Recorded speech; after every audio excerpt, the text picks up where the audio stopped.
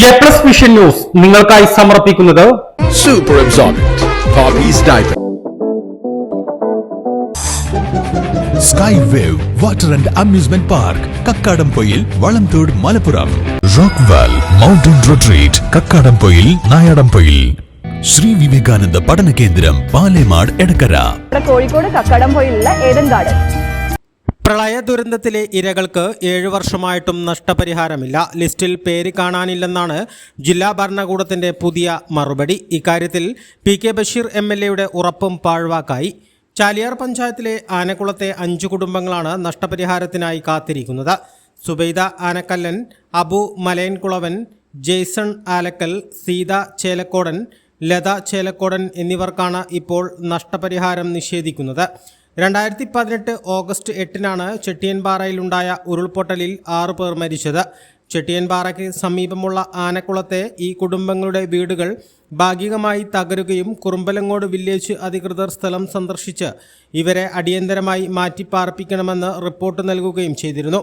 ഇതേ തുടർന്നാണ് PK Basheer MLA ഉൾപ്പെടെ സ്ഥലം സന്ദർശിക്കുകയും ഇവരെ ദുരിതബാധിതരുടെ പട്ടികയിൽ ഉൾപ്പെടുത്തുകയും ചെയ്തത്.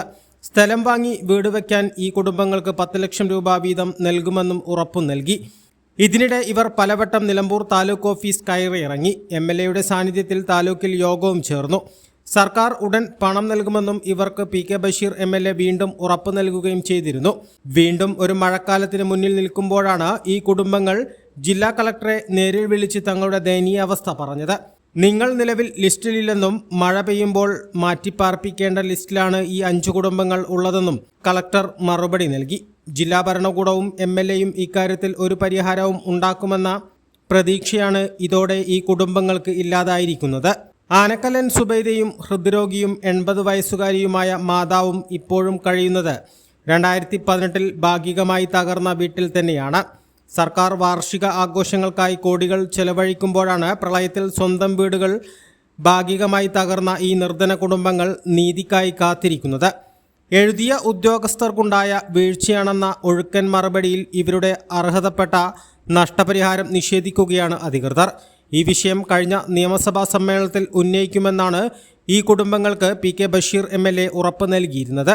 എന്നാൽ ഇതും നടക്കാതെ പോയതോടെ കാരുണ്യമുള്ള മനസ്സുകളിലും സംഘടനകളിലും പ്രതീക്ഷ അർപ്പിക്കുക മാത്രമാണ് ഇവർക്ക് മുന്നിലുള്ള ഏക പോംവഴി. A+ vision, Chaliyar.